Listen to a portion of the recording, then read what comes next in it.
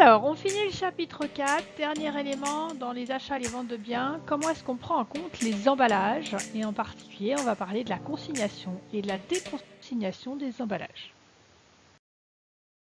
Donc, quels sont les différents types d'emballages qu'on va retrouver?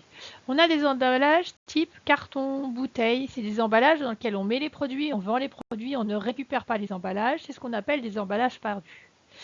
Il y a également des emballages type les palettes, des palettes qui même sont identifiées. On a une codification sur les palettes.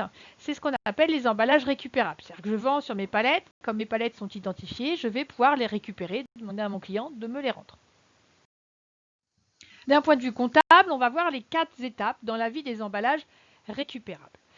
Alors déjà, j'ai mon fournisseur qui a des emballages et moi, j'achète des emballages chez mon fournisseur. Donc mon emballage, il est livré chez moi.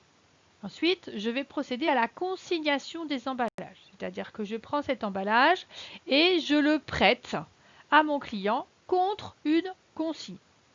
Et enfin, je vais avoir une déconsignation des emballages. C'est-à-dire que mon emballage qui est chez mon client, il va m'être rendu et moi, je vais lui rendre la consignation. Parfois, l'emballage n'est pas retourné et donc c'est une 4e étape possible. Dans ce cas-là, il y a un non-retour des emballages, il y a une vente d'emballage. On va voir comment se passe la comptabilisation dans ces 4 étapes. La première étape, c'est donc l'achat d'emballage. Donc, on va avoir les 2 catégories, les emballages perdus et les emballages récupérables. Les emballages perdus, c'est un compte d'achat classique, écriture classique. Donc, on va utiliser, elle va faire attention à l'inventaire des emballages qui lui restent pour assurer la production future. Donc, j'ai un flux réel entrant hors taxe, j'ai ma TVA déductible et j'ai une dette envers un fournisseur, 401 fournisseur. Donc, on a bien ici mon achat, ma TVA déductible sur biens et services.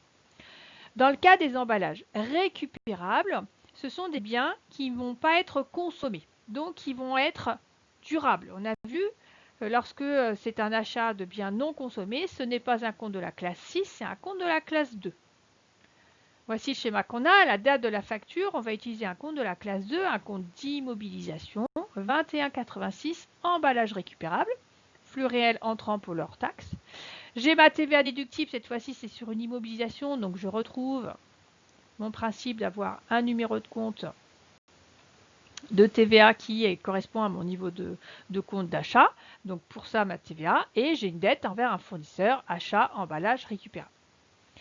Ce schéma d'écriture-là, il est pour des emballages récupérables qu'on va même pouvoir identifier. C'est-à-dire qu'on est sûr que celui qu'on a consigné, celui qu'on va nous rendre, c'est le même. Comme ça, on peut certifier de la durabilité de l'emballage. C'est pas, il l'a cassé, il l'a remplacé par un autre, il m'en donne un, c'est pas le mien. Parfois, ces emballages récupérables ne sont pas identifiables. Toutes les palettes ne comportent pas un numéro d'identification. Lorsque je vais consigner, par exemple Leclerc qui consigne ses sacs plastiques, lorsqu'on lui rend ses sacs plastiques, il n'est pas capable d'identifier est-ce que c'est le sac plastique qu'il m'a prêté. Dans ce cas-là, et c'est souvent pour des valeurs plus faibles, on va éviter d'aller utiliser un compte d'immobilisation, un compte de la classe 2, parce qu'on verra au second semestre, ça conduit à d'autres travaux comptables lourds, et on va utiliser un compte de charge. Donc ici, voilà, je vais aller chercher le compte 602, toujours achat stocké. Le compte 602,65, c'est un achat stocké pour des emballages récupérables non identifiables. On retrouve le même schéma d'écriture, on débite le flux réel entrant, la TVA déductible et on crédite la dette qu'on a envers le fournisseur. Voici donc les 3 schémas d'écriture que vous allez pouvoir utiliser dans le cas d'achat d'emballage. Donc étape 2, la consignation des emballages récupérables. Donc qu'est-ce qui se passe? Nous avons donc un flux réel sortant pour la valeur hors taxe. Sur ce flux réel sortant, donc cette vente, on a de la TVA collectée. On nous doit donc le montant TTC, mais en plus, on a en fait envoyé cette vente sur un emballage consigné. Donc le flux de dette entrant, lui, il se rajoute la consigne. Donc, point de vue de l'analyse de cette opération, la consigne, en fait, c'est un prêt d'emballage. Donc, il n'y a pas de changement de propriétaire. Comme il n'y a pas de changement de propriétaire, il n'y a pas de TVA. La consigne, en fait, c'est une dette en nature.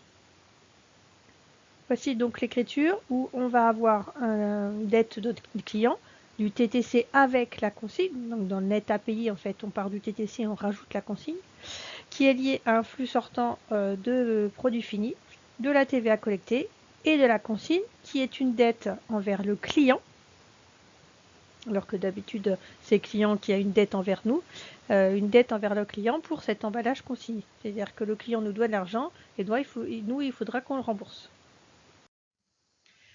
Voici une facture pour voir ce que ça donne. Donc, facture numéro 4508 de Faber pour l'entreprise Pajot qui vend du carrelage. Ces carrelages sont en fait vendus sur des palettes qui sont consignées 400 € la palette. Donc, il y a 2000 € au total de consignation, soit un net à payer qui est le TTC plus la consignation, c'est-à-dire qu'ici 44 000 €. Point de vue d'écriture, on va voir ce qui se passe chez Faber, donc celui qui vend, et chez Pajot. Donc chez Faber, j'ai vendu des produits finis, donc j'ai un flux sortant réel de montant hors taxe, j'ai une dette de TVA envers l'État, puisque je collecte de la TVA, et j'ai envoyé tout ça sur des palettes consignées, donc j'ai une dette de consignation, et donc mon client me doit le net à payer. Quand je suis chez le client, c'est l'opération inverse, donc lui, il achète des matières premières, pour la valeur hors taxe, de la TVA déductible, et il a une créance sur le fournisseur liée à la consignation des 2000 €. Et donc il doit au fournisseur le net à payer, c'est-à-dire les 44 000 € qui apparaissent en bas de la facture.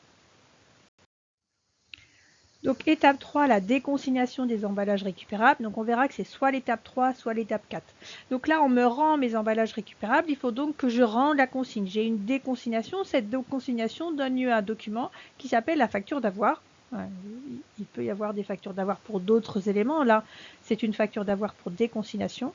Ça va engendrer une écriture comptable qui consiste en fait à une annulation, à une contrepassation de l'écriture de consignation. Point de vue des flux, on a donc l'emballage consigné qui nous est retourné. Et en contrepartie, je vais réduire la dette de mon client du même montant que la consigne. Point de vue l'écriture comptable, je vais avoir un flux entrant qui va me faire annuler la dette d'emballage. En fait, on peut raisonner en disant j'ai l'emballage qui rentre, donc je débite 4196 et je réduis la dette de mon client pour le même montant, le montant de la consigne.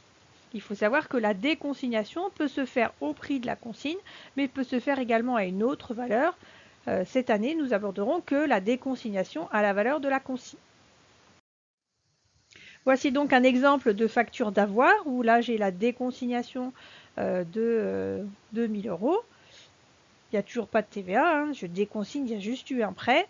Donc chez Faber qui est le vendeur, il récupère, donc j'ai un débit du compte 4196, il récupère les 2000 € de consignation et je réduis la dette de mon client des 2000 € de consignation qu'il m'a rendu, donc une déconsignation. Chez Pajot, c'est la situation inverse. Cette fois-ci, j'ai la dette de mon fournisseur qui est réduite et j'ai envoyé les emballages consignés chez mon fournisseur. Donc, j'ai un flux sortant où je crédite fournisseur créance sur emballage. En parallèle de cette étape 3, on peut avoir un non-retour des emballages récupérables. C'est ce qu'on va voir dans l'étape 4. Alors cette fois-ci, ça veut dire qu'on ne me rend pas les emballages consignés. Je dois donc considérer qu'il s'agit d'une vente. Et donc il y a un transfert de propriété. À partir du moment où il y a transfert de propriété, il y a TVA. Donc il va falloir annuler la consigne pour dire, ben voilà, il ne me les rendra jamais. Donc il n'y a plus de consignation. Ce que j'avais considéré comme une consigne, c'est maintenant un prix de vente. Au niveau des flux, j'annule la consigne, mais en fait, il n'y a pas vraiment de flux d'emballage. Hein, c'est une annulation de consigne et non pas un retour d'emballage consigné. Et en contrepartie, je vais avoir en fait la constatation d'une vente de ces emballages. Hein, donc cette fois-ci, je considère que j'ai vendu les emballages avec un flux réel sortant. Même si on est d'accord qu'à la date de mon retour, de ma facture d'avoir, encore une fois, eh bien, je vais avoir un flux qui n'est pas vraiment sortant à ce moment-là. Je transforme à cette date-là un prêt en une vente. Et donc, cette fois-ci, il va falloir que je fasse apparaître de la TVA. Alors, pour simplifier, en fait, dans les calculs, ce que l'on fait, c'est qu'on considère que le montant de la consigne est un montant TTC.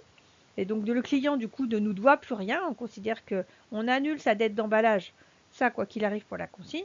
Et on considère que c'est exactement égal à la vente hors taxe plus la TVA. C'est-à-dire qu'ici, je vais calculer sur cette consigne TTC la valeur hors taxe. Ça, ce sera la valeur de la vente. Donc j'ai une vente de produits finis ou de marchandises. Ça dépend un petit peu cet emballage d'où il vient. Et je vais avoir de la TVA collectée sur la consigne. Donc, si je fais toujours mon exemple avec Pajot et Faber, voici la facture qui va apparaître. Cette fois-ci, ce n'est plus une facture d'avoir, mais c'est une facture de doigt qui va justifier le fait qu'on va voir apparaître de la TVA. Donc, cette fois-ci, je considère qu'il y a une vente de 5 palettes. Je connais le net à payer qui est la valeur de la consigne. Donc, ici, je fixe le net à payer comme la valeur de la consigne. Et puis, j'en déduis. Voilà. J'en déduis en fait la TVA et du coup après j'en déduis la valeur hors taxe. Pour la lecture comptable, j'ai donc chez Faber une vente de produits finis, une vente d'emballage pour la valeur hors taxe, de la TVA collectée et j'annule comme dans l'étape 3 le prêt d'emballage, donc l'emballage consigné pour la valeur de la consignation. Chez Pajot qui est client, je fais l'opération inverse en miroir où cette fois-ci j'achète. Donc moi j'achète des emballages stockés ou non stockés, emballages perdus pour la valeur hors taxe. J'ai cette fois-ci de la TVA déductible et je fais comme si j'avais envoyé, en fait ici j'annule la créance pour consignation d'emballage. Voilà, donc sur ces emballages, nous avons vu les différents types d'emballages qui existaient, perdus ou récupérables. Nous avons traité de la comptabilisation de l'achat d'emballage, de la consignation d'emballage, de la déconsignation d'emballage et de la vente d'emballage consigné au prix de la consigne. Voilà, bon courage à vous!